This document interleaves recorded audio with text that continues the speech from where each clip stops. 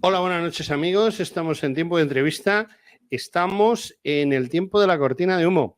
Y bueno, acabamos de terminar una entrevista con un valiente de un odiseo casi, o Telémaco. Más bien Telémaco, sí, que cree que a lo mejor algún día podamos renacer a Europa. Y se iba a ir por la puerta y en ese momento ha llegado una leyenda. Y cuando llegan las leyendas, pues nos ponemos todos de rodillas y saludamos a la leyenda, porque tenemos con nosotros a un hombre que ha hecho historia.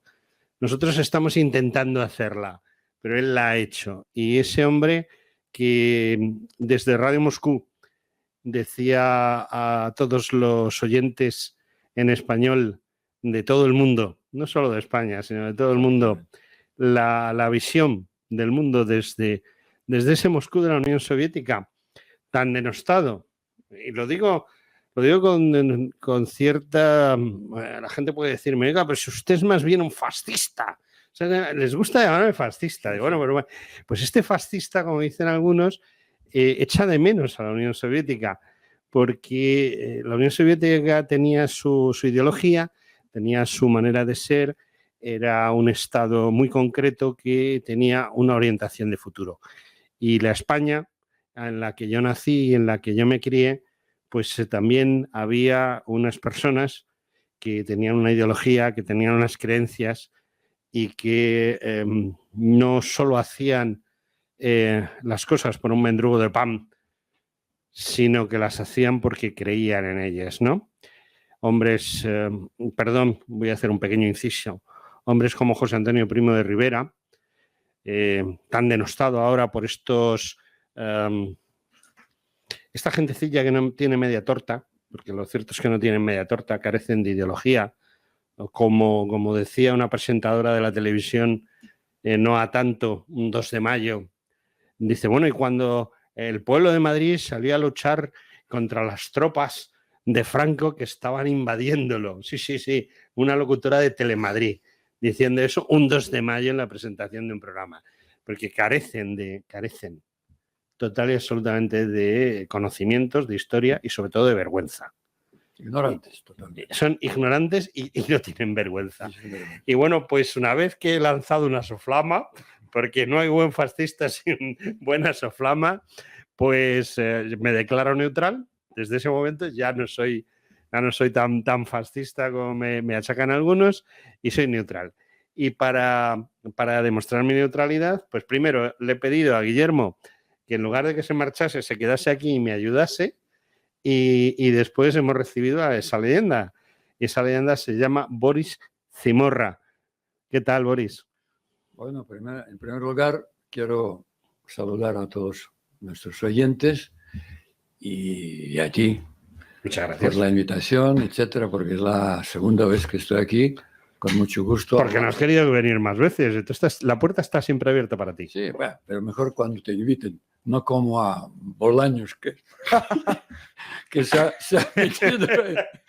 Con lo cual, encantado, y todo lo que puedo contar sobre la Unión Soviética, lo bueno y malo, siempre estoy abierto, porque el primer libro que hemos presentado aquí fue de Radio Moscú. Efectivamente. Y toda mi vivencia ahí, de mi padre, luchador, comunista, rojo, etcétera. Luego, poco a poco, iba poniéndose más rosado y menos, etcétera. Al final todos somos españoles. Por lo menos aprendemos de los errores. Mi padre sí sabía aprender. Y hoy estoy aquí para hablar sobre este libro que yo me costó mucho escribirlo, no escribir, sino intentar de plasmar en él todo mi cariño a la Unión Soviética por todos sus errores. Y más que nada, cuando hablaba con Guillermo, que cuando cae un imperio, si no sacamos conclusiones por qué se ha producido, entonces ¿para qué sirve la historia? Y esto fue intención. No contar, bueno, como un historiador, fríamente, analizando, según teorías, comparando con otros imperios, que es muy de moda, etc. No, no, no. Contando esto desde dentro y además he tenido suerte de vivir esta caída. Con lo cual es un libro, es una crónica escrita por uno que lo ha vivido, que lo ha dolido y que lo ha amado. Y por eso creo que ahí se refleja este calor humano mío y espero que también el lector, si le interesa este libro, podría comprarlo y sentir ya de primera mano, de primer pulso, esta vibración, porque la historia de este libro, de la caída del Imperio Soviético, yo creo que el Dios o alguien que está arriba me lo ha pedido que lo escriba, porque yo no creo mucho en las coincidencias, pero una coincidencia, que un tal Boris Gutiérrez Chamorro, una empresa española, le manda a Moscú a tomar ahí la posición para abrir camino a esta gran empresa española, para introducir ahí el negocio de todo tipo a las empresas españolas, que ahí hay muy poco, porque nosotros los españoles, aunque descubrimos América, pero a nivel internacional, en todo el mundo, no estamos en la primera línea. Y yo ahí, cuando entraba ahí para presentar a algunas empresas españolas, muy buenas, muy interesantes, lo han demostrado luego. Pero bueno, cuando yo estaba esperando la recepción de un ministro o viceministro, mientras ahí salían japonés, francés, alemán, ya estaban ahí desde años. Bueno, mi tarea era abrir camino.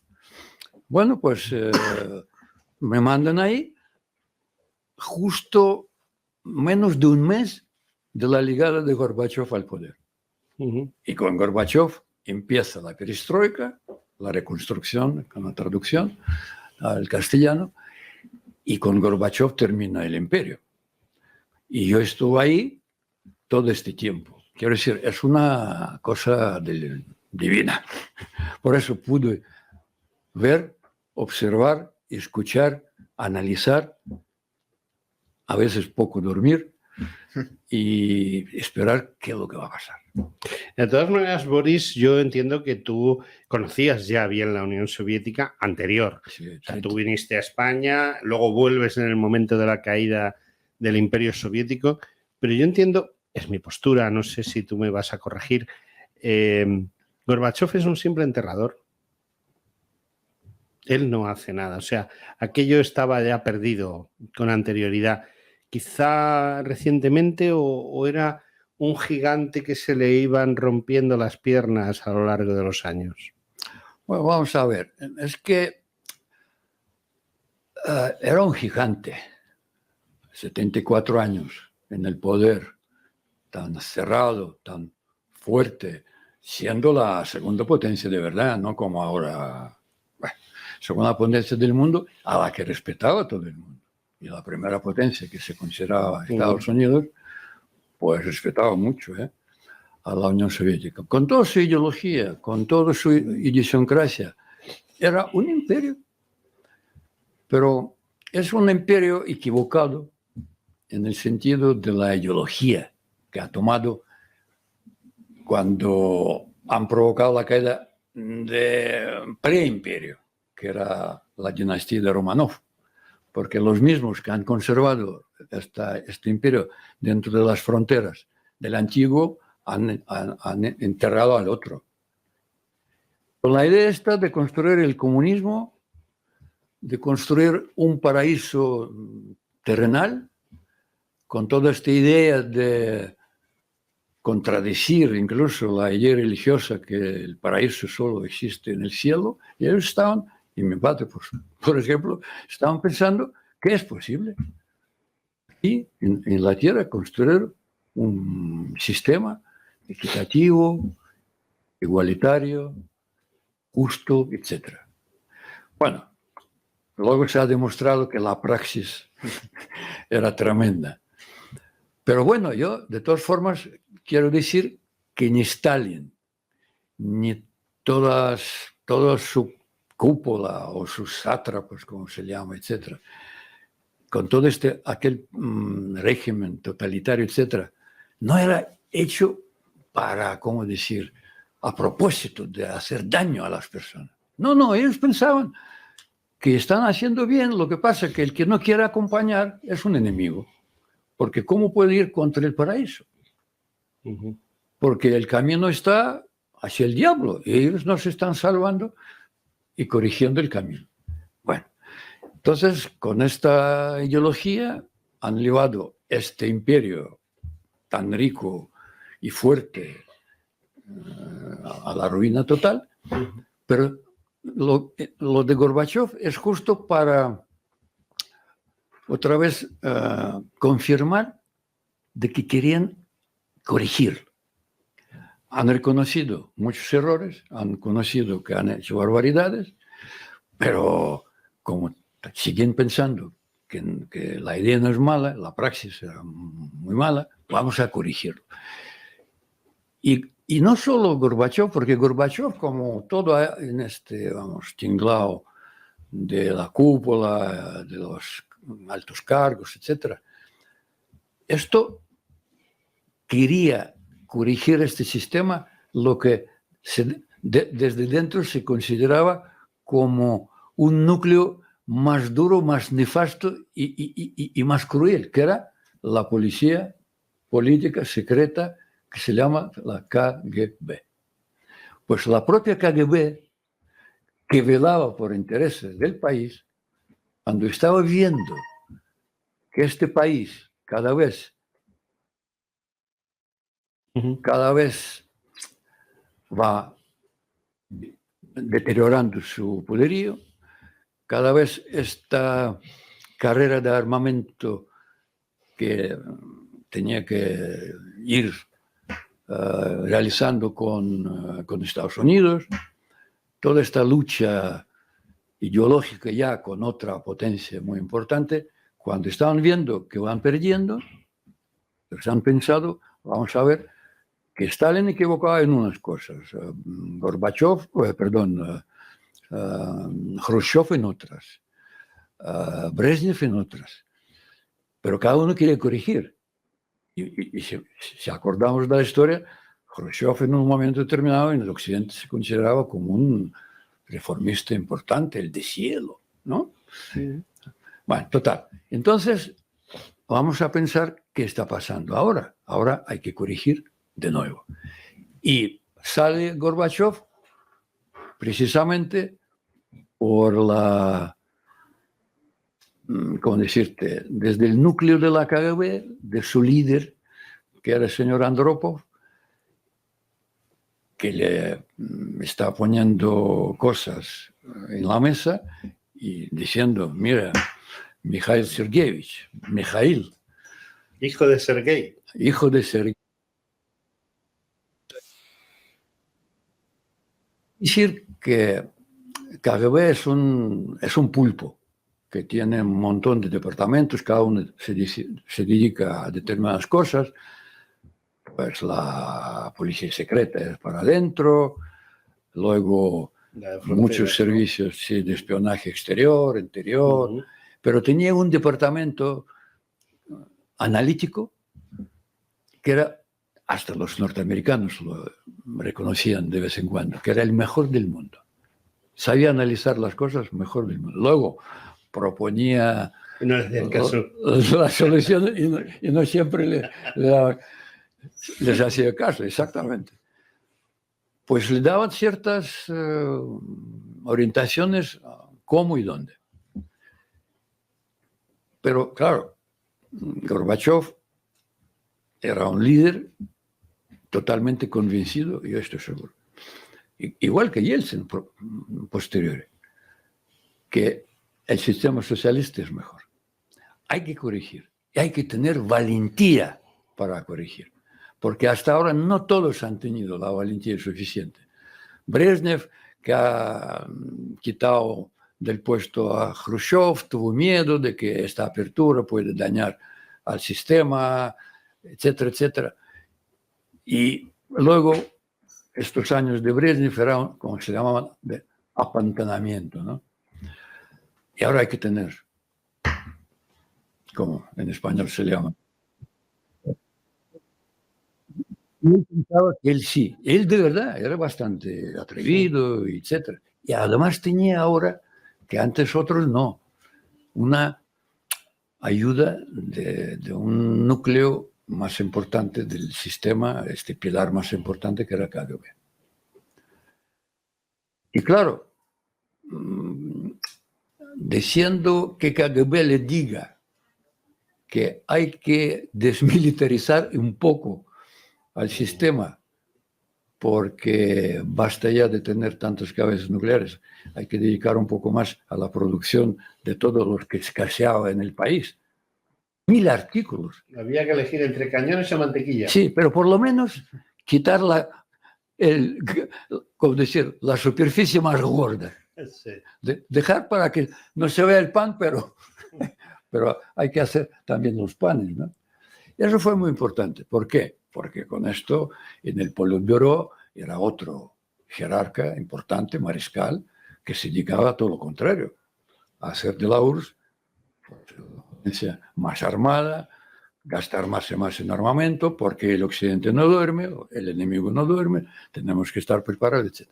Quiero decir, desde un principio, la propia KGB, aunque parezca mentira, ya le empieza a empujar en el sentido no revolucionario, pero casi, contra otros pilares del sistema, que el otro era industria militar, los militares, la defensa, y el tercer pilar era el partido, que administraba todo esto, ¿no?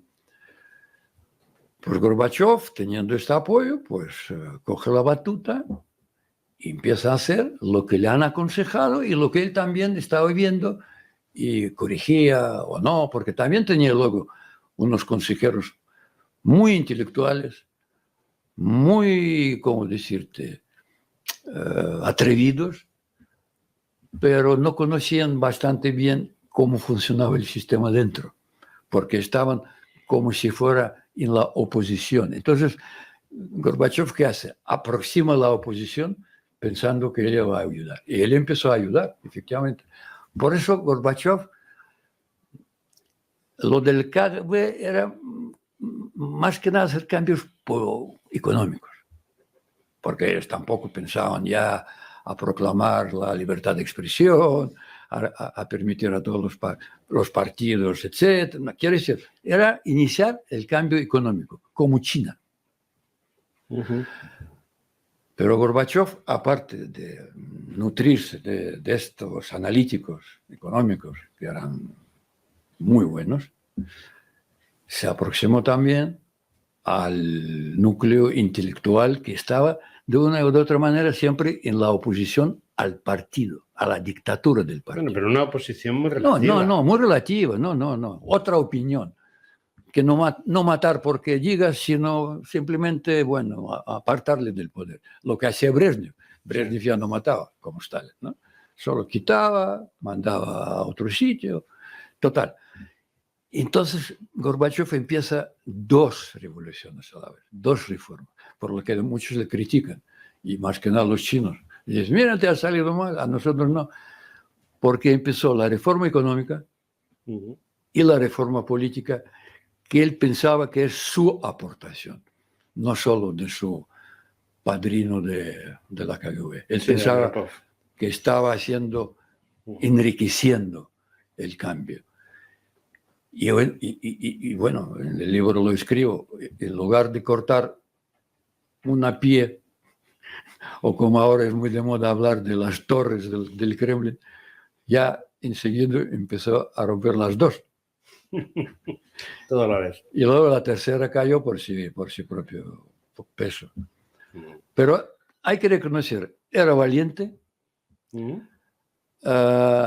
tenía posibilidades, pero el sistema como tal, comprende, es que la gente piensa que, y él hasta que murió, pensaba que había errores, etcétera, y que todavía podía haber corregido y salir con un socialismo con rostro humano. Había muchos nombres que se les daban, pues rodeado de los intelectuales, etc.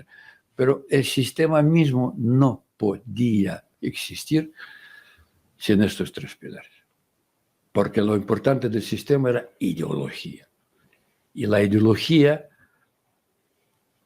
o la cambias, entonces todo se derrumbe, o la defiendes y entonces persiste. Es como ahora, con la Rusia de Putin.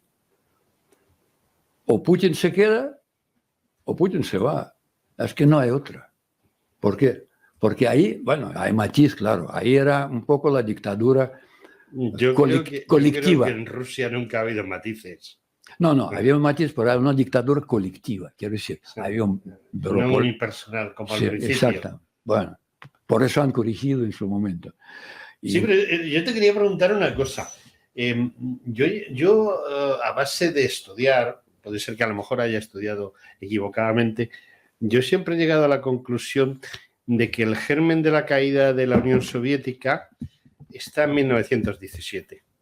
El culpable de la caída de la Unión Soviética es el propio Lenin, que además no es ruso, es un calmuco. Es que a mí una de las cosas que más me llama la atención es que todos los grandes hombres de la Unión Soviética son, pues, Stalin no es ruso, el propio Gorbachev no es ruso, Lenin no es ruso. No era ruso. Es que realmente apoyándose en Rusia hay una serie de otras repúblicas que son las que llevan el cotarro. Desde mi punto de vista, el problema empieza porque Lenin es un hombre que no cree en el hombre, lo que cree es única y exclusivamente en su teoría, en su comunismo, aunque no se llame comunismo, ¿no? Inicialmente, y que no le preocupa para nada el espíritu de las personas. Para él las personas son números y si hay que coger un montón de números y mandarlos al gulag o directamente a la tumba, los manda. Y para eso tiene un tipo como Dzerzhinsky, que tú sí sabes quién es. Sí, la sí. gente, yo lo digo que la gente que lo mire, aunque sea en la Wikipedia, mirar Dzerzhinsky es muy importante porque no habría KGB sin Dzerzhinsky. Y él no fundó la KGB, curiosamente, ¿no? Sí. Pero es el padre de la KGB. Igual que Lenin es el padre, desde mi punto de vista, del desastre. Y creo que gente como Stalin lo único que hace es continuar. Es decir, Stalin no tiene sentimientos, es una persona carente de empatía hacia las otras personas y considera que el resto de las personas pues, son animalitos, números. Y claro, el paso del tiempo pasa factura. Puede ser, a lo mejor yo estoy lanzando una teoría, puede ser que ese sea verdaderamente la fosa a la que va a caer la Unión Soviética y va a desaparecer esa falta de espiritualidad, de empatía hacia las personas. Efectivamente, efectivamente. Vamos a ver, es que Lenin empieza a construir, bueno, un sistema comunista corrigiendo por arriba y por abajo al propio Marx.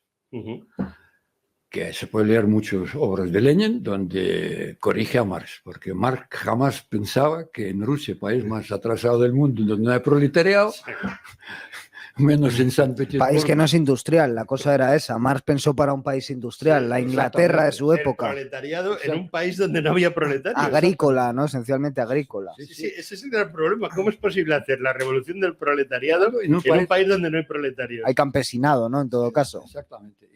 Masacrando, ¿no? Al pobre... Marx pensaba de Alemania, de Suiza. Suiza, sí, pero... Y en Inglaterra. Inglaterra. El país que él más tenía centrado, exactamente, ¿no? En su punto de mira. Bueno, pues le corrige, dice. En primer lugar, no hace falta. Que Lenin era mucho Lenin. Claro, porque eran superdotados de todas formas, hay que reconocerlo.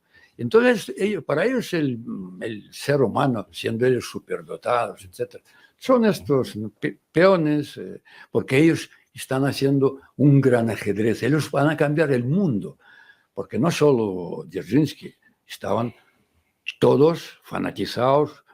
Trotsky, fue un fanático de aquello. Sí, pero tuvo que irse, porque no, Trotsky también se veían por delante. No, escapó porque si no, Stalin, pues... Sí, Stalin limpió el Politburó, ¿eh? Y luego todos los que estaban ahí al lado, Kalin, Bueno, Kalinin tiene Frunze. Kalinin que le dieron su nombre a Kaliningrado, que es el actual Exactamente. Königsberg. Sí. Tiene una anécdota muy graciosa y es que el hombre tenía problemas de orina. Sí, sí. Y esto lo cuenta Milán Kundera en un libro. Y entonces el hombre, lo que pasa es que le daba cosa tener que irse, retirarse al baño cuando estaba hablando Stalin, que tenía tendencia a hablar mucho. Entonces, Como Fidel Castro. claro, como Fidel Castro es otro rasgo común. Y entonces a Kalinin le da mucho palo tener que salir cuando hablaba Stalin y por decirlo finamente se lo tenía que hacer encima. Y entonces para compensar esta lealtad ciega que a Stalin le parecía enternecedora, pues le dio su nombre a lo que hoy conocemos como Königsberg. Qué barbaridad. Bueno, Sverdlov, Ujú. famoso Sverdlov. Esta gente, Molotov, para no ir muy lejos. Esta gente era tan inhumana y porque ponía por encima de todo lo que la dogma o el líder estaba proclamando, pero tanto mujer de Kalinin como mujer de Molotov, Sí, sí. mientras ellos eran, uno era segunda persona, bueno, en el ranking de entonces, Kalinin, y Molotov tercera, estaban con Stalin mientras sus Mujeres estaban en el Gulag. esposas estaban en Gulag. Efectivamente. ¿Comprendes? Quiere decir, esta gente no tenía esos sentimientos de una persona normal. Y por eso cometían estos. Y pensaban que lo demás no importa. Importa lo que ellos van a hacer del mundo. Para ellos lo importante era el mundo. No este mundillo de la familia, bueno, esta región donde hay hambre, que mueren, pero vamos a sacar el trigo para vender en Occidente porque no tenía divisa y comprar maquinaria para producir más armamento, que mueren 8 millones de campesinos del hambre, no importa. Claro, Pero porque son revolucionarios, ¿no? Un poco el Claro. arquetipo es ese, que es Revolución. el místico del siglo XX, es el Pero hay revolucionario. revoluciones en las cuales no se basan en hacer una pila de cadáveres, o todas. Casi todas, Casi todas. Bueno, yo pregunto. casi todas. Porque entre evolución y revolución Sí, hay una R.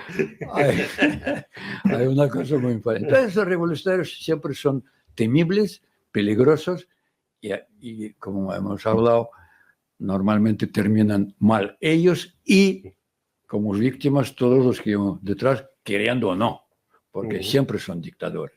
No conozco ninguno, no me entra en la memoria que fuese una excepción. Por lo menos todos los regímenes comunistas que proclamaban comunismo, en cualquier país del mundo, en cualquier Se han acabado rincón del sobre mundo, una en pila de cualquier cadáveres. Camboya, ¿qué va a decir?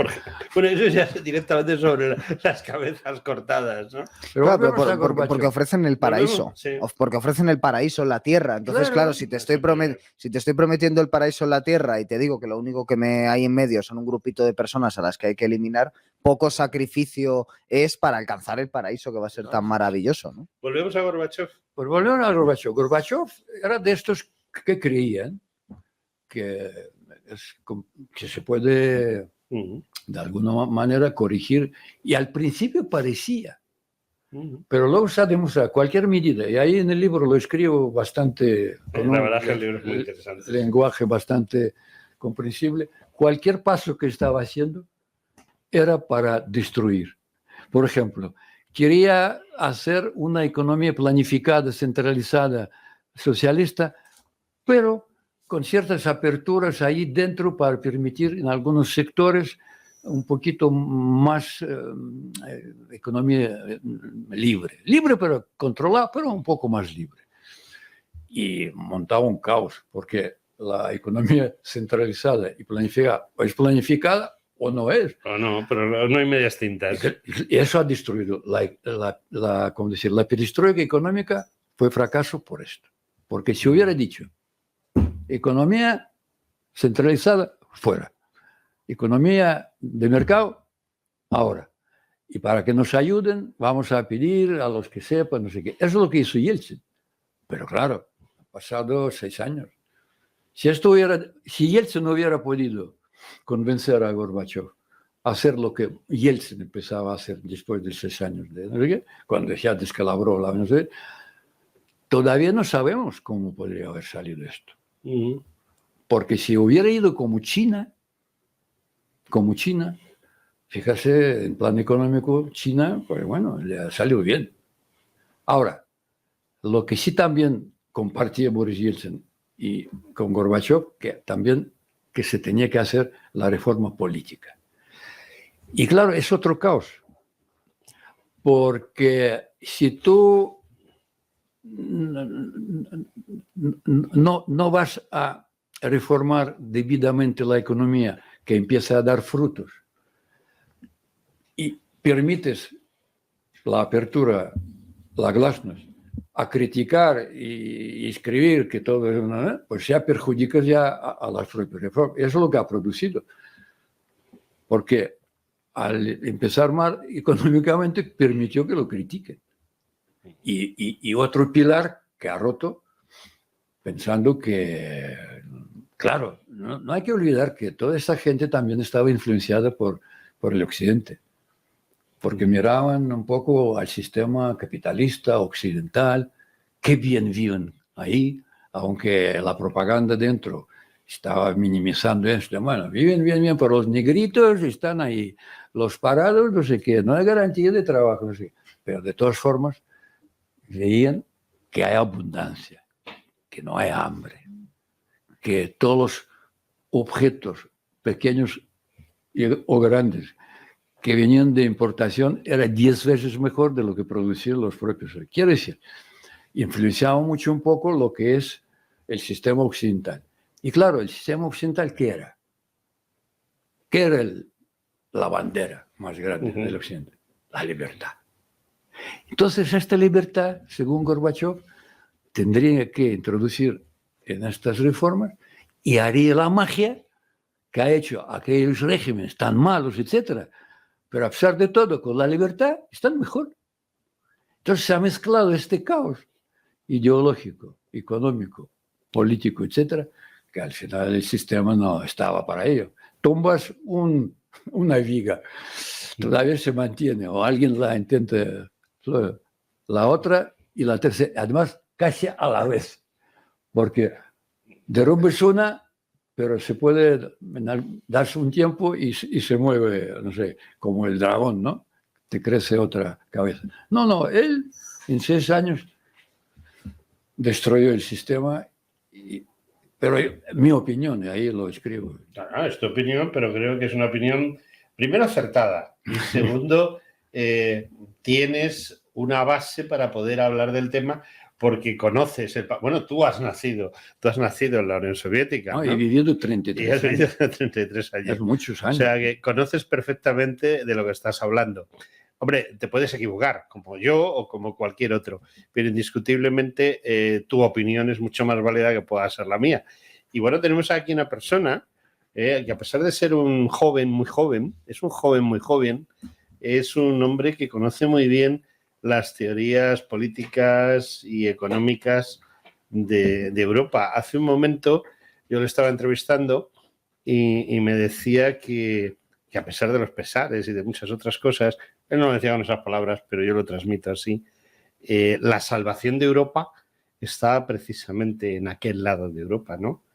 En parte. Bueno, ellos no han traicionado su tradición y nosotros sí. Esa es un poco la percepción que yo tengo, ¿no? Ellos no tienen, por ejemplo, algo que está invadiendo a todo Occidente, que es el revisionismo histórico, que es una cosa totalmente anglosajona, pero que ya se ha expandido a todo Occidente y que hace que este asunto tan famoso en los últimos años de la leyenda negra integrada por los propios españoles y tal, no sea comparable en Rusia, porque ellos pueden tener, por ejemplo, antes hablábamos de Dugin.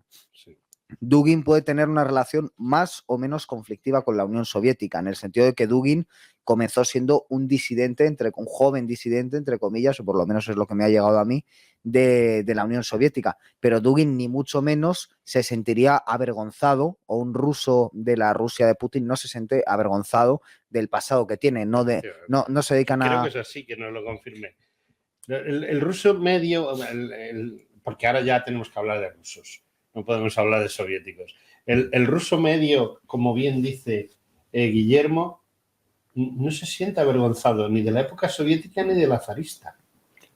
No estaba avergonzado. Al revés, ¿no? No, porque yo creo que estamos un poco sobrevalorando porque ahora es muy de moda ¿cómo decirte? Estos valores espirituales de Rusia, que se llama el mundo ruso.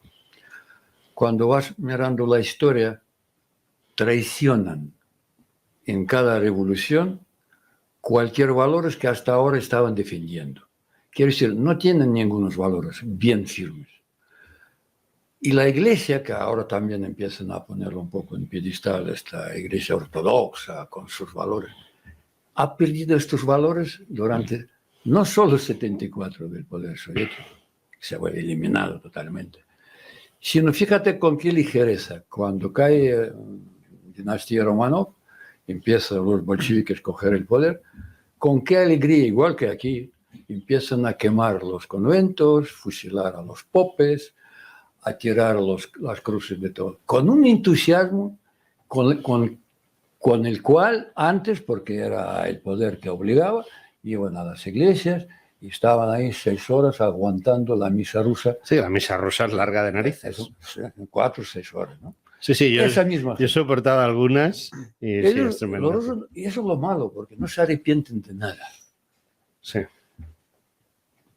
Pero también dentro, también decir pueblo ruso, es que es ¿cómo decirte? Es prácticamente no decir nada, porque ¿qué es pueblo ruso? Uzbecos, tártaros, basquiros, Calmucos. georgianos, calmicos, Sí, sí. ucranianos, bielorrusos, bueno, estos Bueno, ucraniano. todavía. Quiere decir, Sí. por eso es que no hay una traducción al español de una palabra que se utiliza desde los tiempos de Boris Yeltsin, porque cuando decía todo lo que era el imperio, que era ruso, Rusia, que no era así, entonces se emplearon una palabra que se llama rossiyanin, quiere decir el ciudadano de Rusia, pero no es ruso. Sí. Incluso, fíjate por dónde, con otro quizá objetivo, pero de todas formas, en todos los pasaportes interiores en la Unión Soviética, porque no había carnet de indígena, había un pasaporte con paginitas, etcétera, para poner ahí sellos, porque no podías desplazarse. No podías salir de la Unión Soviética. No, y libremente no puedes desplazarse de Moscú a San Petersburgo, porque te ponen el sello y en 3 días si vas a San Petersburgo tienes que ir a la... Eso pasaba en España en los años 40. Claro, hay cosas tan parecidas que... De ahí viene la famosa frase de los papeles. Quizá tú no lo sepas. Yo lo he visto por Ignacio, precisamente Gómez de Liaño, que tuvo que pedir un permiso para poder irse de España. Había yo te comento, en 1939, 1940, en esa época, luego ya, para 1950 eso ha desaparecido. Entonces tú estabas en un pueblo y tenías que ir a la capital de la provincia. Entonces tú ibas al cuartelillo de la Guardia Civil y en un papel, por ejemplo en un folio, ponían tu foto o tu huella dactilar si no había foto, y entonces el comandante del puesto, que era un cabo, el guardia, o el que fuera, pues te autorizaba a ir a ese sitio, y entonces tú tenías que llevar tu papel, y cuando llegabas al sitio donde ibas te tenían que autorizar la vuelta. Entonces, si tú ibas por mitad de la carretera andando y te paraba una pareja de la Guardia Civil, te pedía los papeles. De ahí, esa frase se mantiene. He perdido los papeles, ¿no? Y todo esto. Sí. Deme usted los papeles. A ver, sus papeles, ¿no?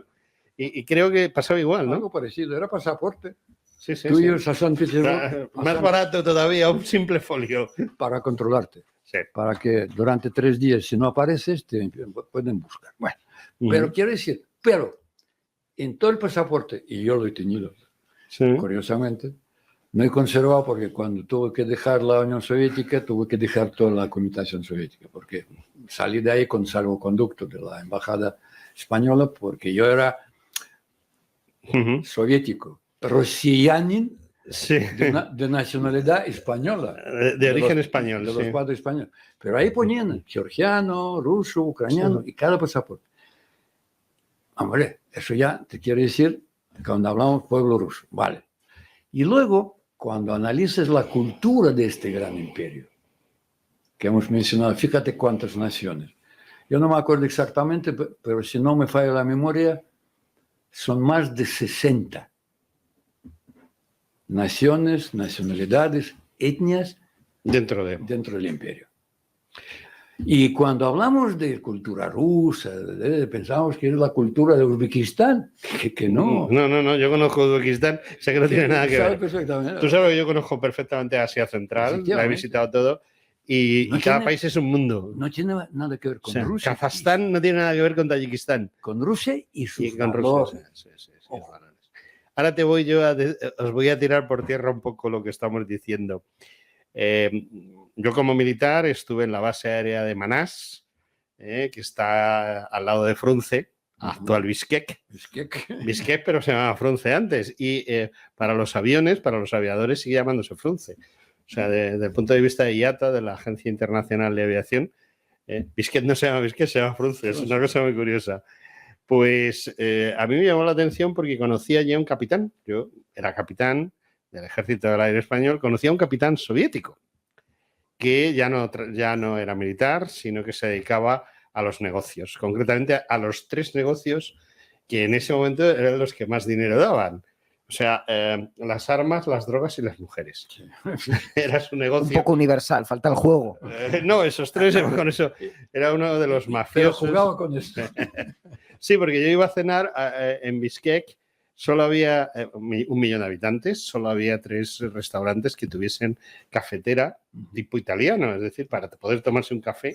Y además iba concretamente a un restaurante que curiosamente lo había puesto allí un británico, que no sé por qué un día iba por la calle y con una ametralladora se lo llevaron por delante. Pero bueno, esas cosas pasan en Bishkek. Pasaban, no sé si siguen pasando. Entonces, Sergei Mikhailovich Kasich, lo habéis visto en la televisión, Sí. porque hay un documental en el cual se ve a los últimos carros de combate que salen de Afganistán hacia Uzbekistán por el Puente de la Paz. Exacto. Y él era uno de los capitanes que iban encima de uno de esos carros de combate y que luego dejó el glorioso ejército de la Unión Soviética. Y me dijo una frase que quiero deciros a vosotros y quiero que me la interpretéis. Él me da españolito, tal, no sé qué, muchas bromas y tal, porque aquel restaurante era territorio neutral de las diferentes mafias chechena, rusa, etcétera, de la localidad.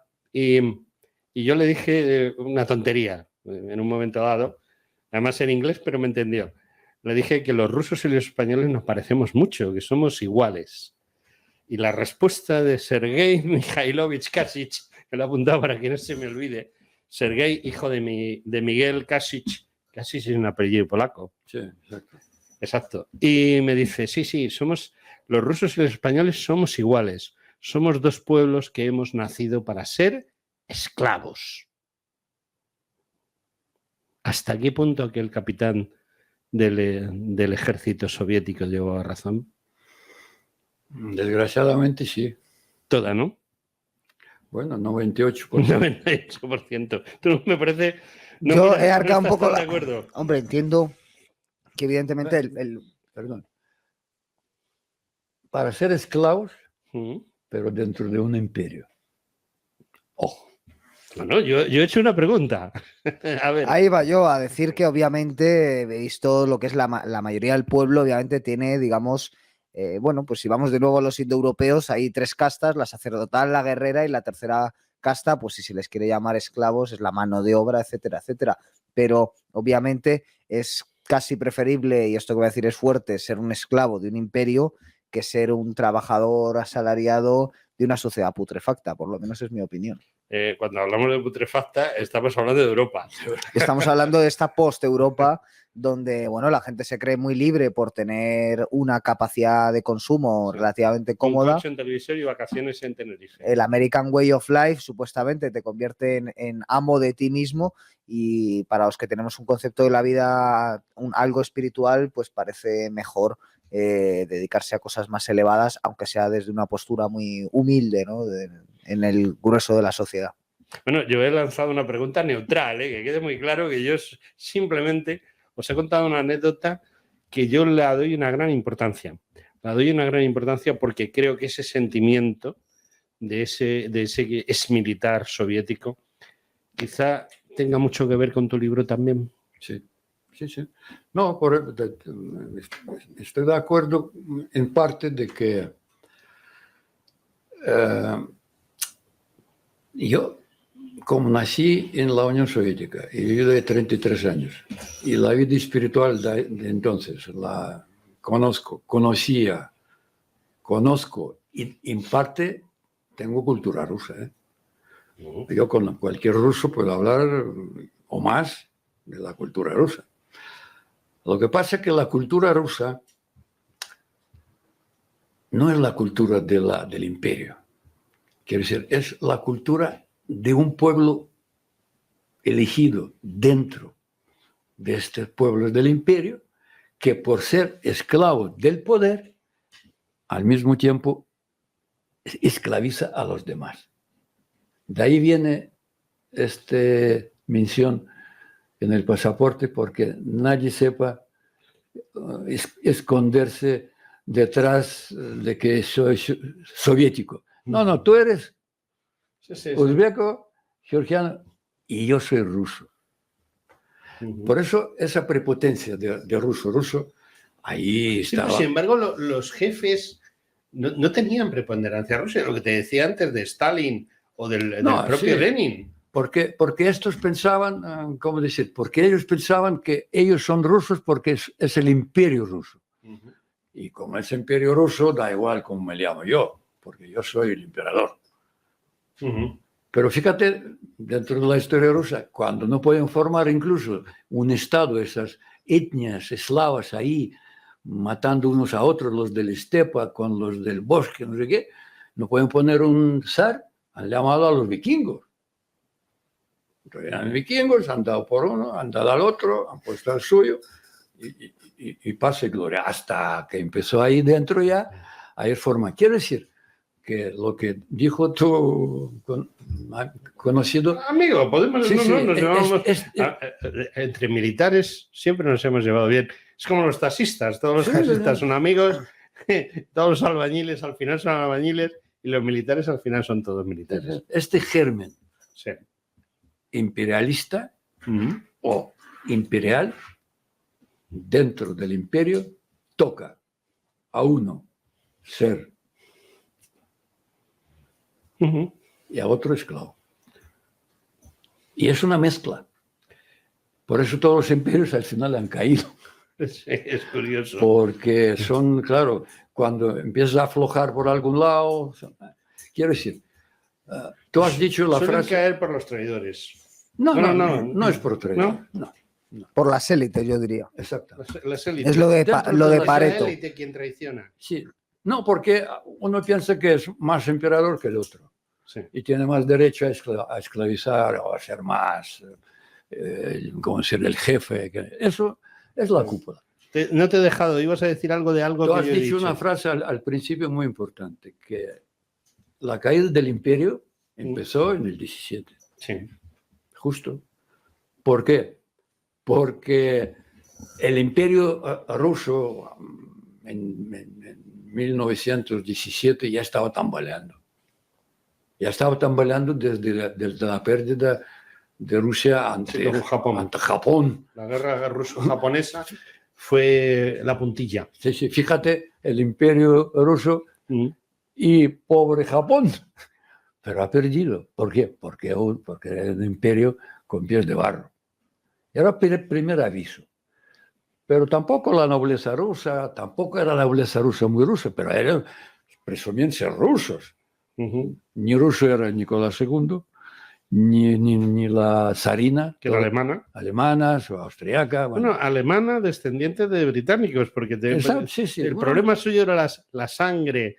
La sangre que el pobre Zarevich tenía un problema muy serio. La hemofilia, porque venían de la reina de Inglaterra. Venían, curiosamente, la familia del zar procedía de Inglaterra. Al final Inglaterra va a ser la mala de la película. Bueno, suele ser así, ¿no?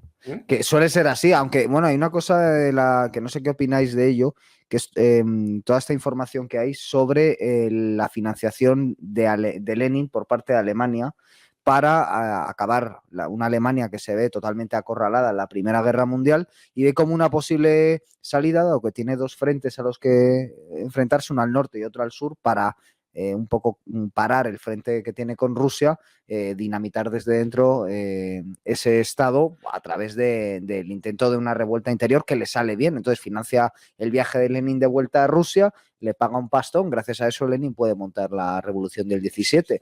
Sí. O sea que es un acto de guerra. Además, he visto recientemente, como me han cerrado el canal de YouTube.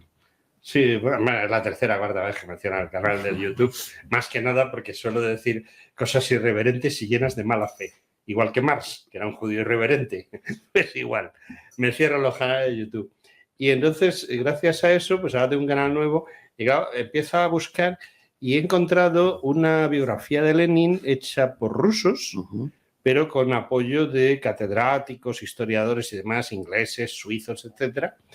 Y me llama poderosamente la atención porque creo que es bastante imparcial.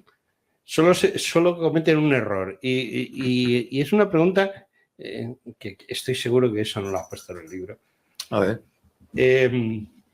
El falso atentado de Lenin que está relacionado con la muerte de Lenin, porque todo el mundo dice que Lenin muere por un problema neurológico subsiguiente al atentado, cuando todo... Después hemos sabido que en realidad murió de una sífilis terciaria. Eso también es, o sea, el ocultamiento de la realidad, el ocultamiento de la verdad, porque Stalin no era ningún santo, o sea, Stalin era un tipo que se dedicaba a saltar bancos.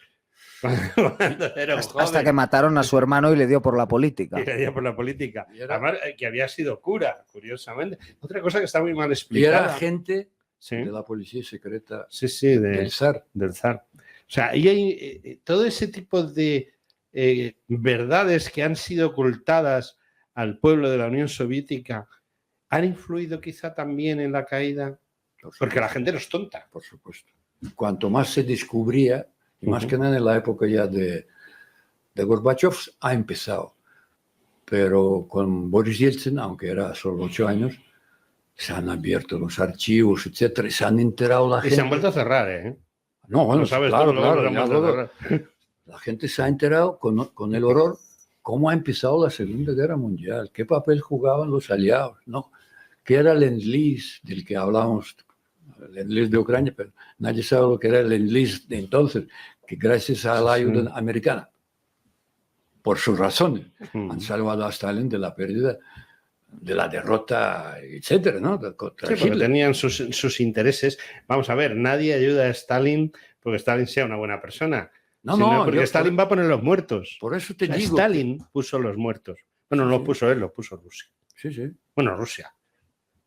El pueblo en general de la Unión Soviética, porque se repartió entre todos. Quizá murió más gente en proporción de Kazajstán o de cualquier otra república que de la propia Rusia, seguramente. Sí, porque ¿no? él dentro de la que de lo que es historia de la que se ha enterado la gente, es que Stalin estaba preparando el ataque a Alemania. Sí, bueno, eso es así. Sí. Y le salvó el Hitler porque ha empezado 2 o 3 semanas antes. Sí. Hubiera sido un mal momento para... parece ser que Hitler iba a empezar la guerra incluso antes, un mes antes o por ahí, y se retrasó por algún motivo logístico. Porque en los Balcanes.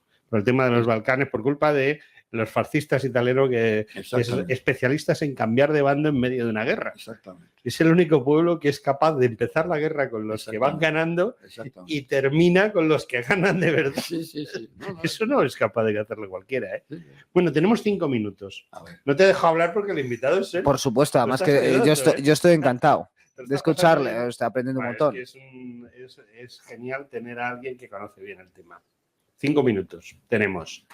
Y en esos 5 minutos no vamos a hablar de tu libro, pero no vamos a hablar de él.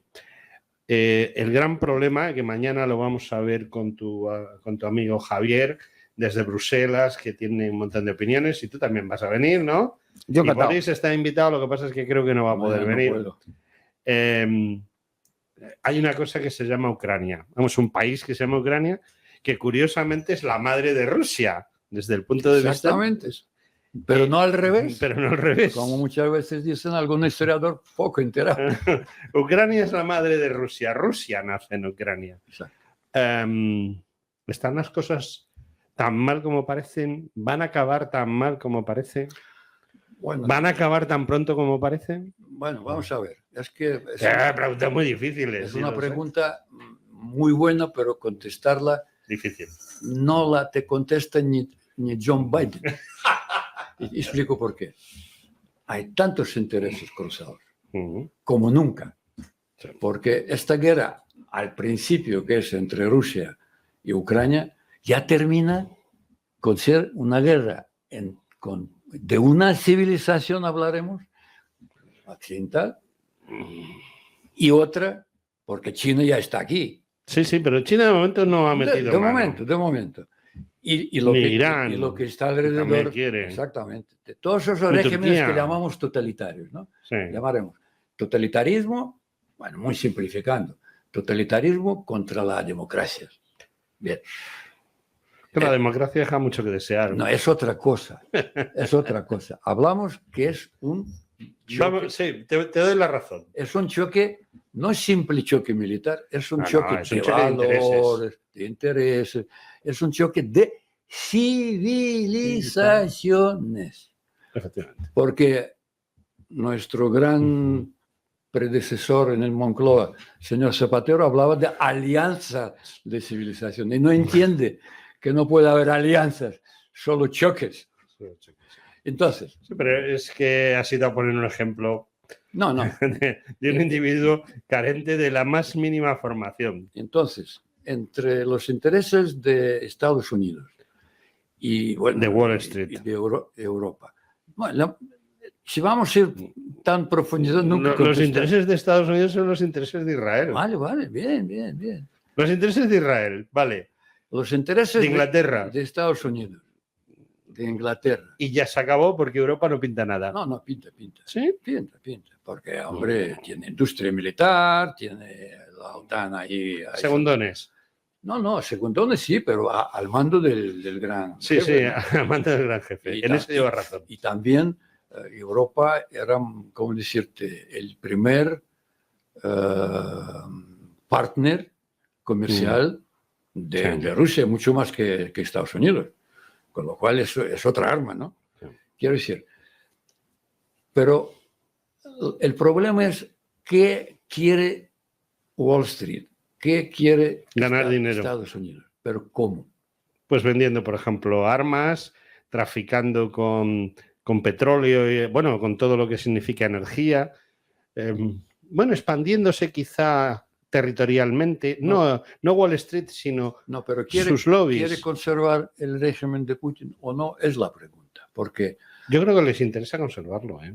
A algunos y otros no. Es que dentro despiezarlo, ¿no? Yo diría despiezarlo. O sea, exactamente. Quieren o sea, despiezarlo, completar el trabajo que ya iniciaron cuando acabó la Unión Soviética y que lo interrumpió Putin. Lo que quieren es que no haya países potentes ni fuertes, no. sino sean quien mande sean los lobbies. Dividir, lo han hecho siempre, lo ha hecho en España, donde intervienen a partir de la transición y empiezan a potenciar a los secesionistas catalanes y vascos, y así estamos.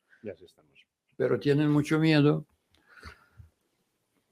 por debilitar demasiado a Rusia, porque quieres o no, hasta ahora era... Si Rusia baja, China crece. Sí, bueno, era un eslabón entre China, entre no te pierdas a la India.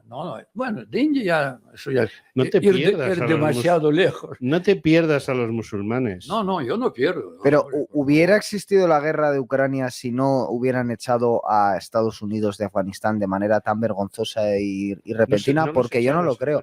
Se fueron, pero en cualquier caso... 6 años de los... allí se fue. Yo fui en febrero de 2002 con los primeros y no me marché con los últimos, pero casi.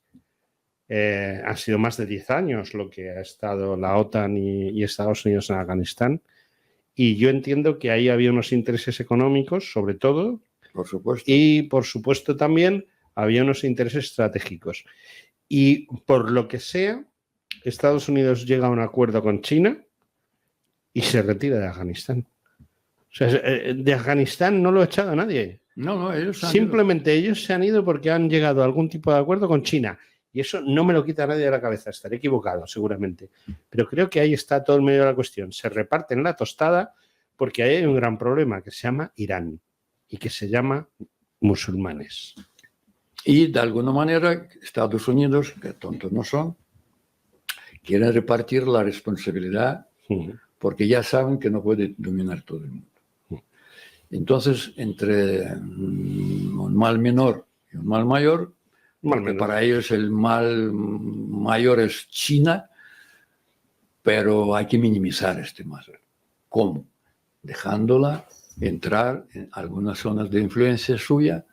Y bueno, y como se puede dialogar de alguna manera, porque depende mucho China de Estados Unidos, por mucho que digan que no, que es mucho. Entonces, a través de China, controlar un poco estas regiones que es muy difícil de dominar y controlar. No, esas regiones cuesta mucho dinero. Cuesta mucho dinero, muchas bajas. Exactamente. Y además un enfrentamiento ideológico tremendo.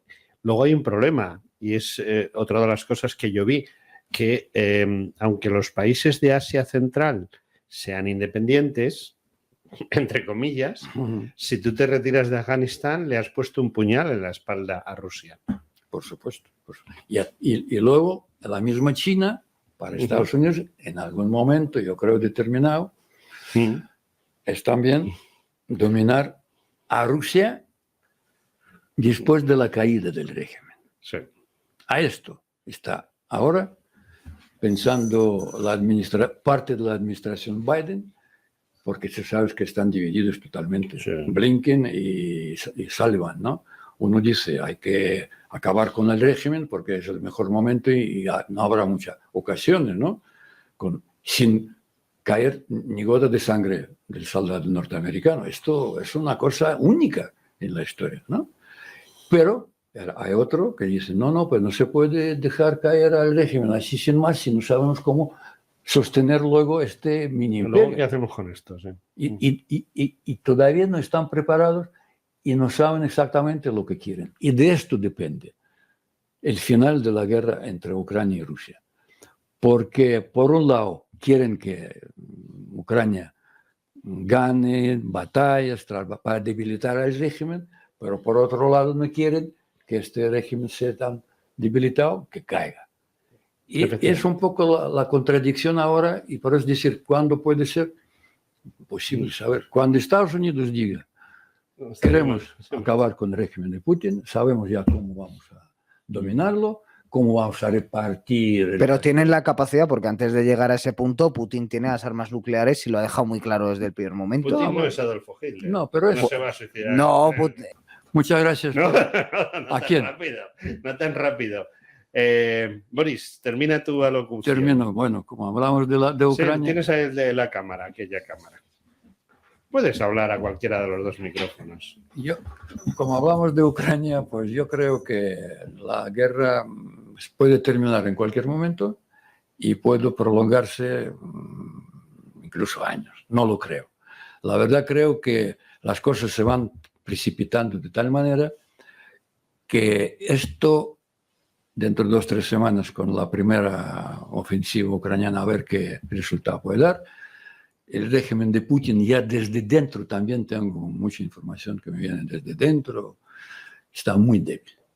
Los propios militares ya no quieren aguantar más, porque les pone objetivos militares que no pueden conseguir desde el principio de la guerra.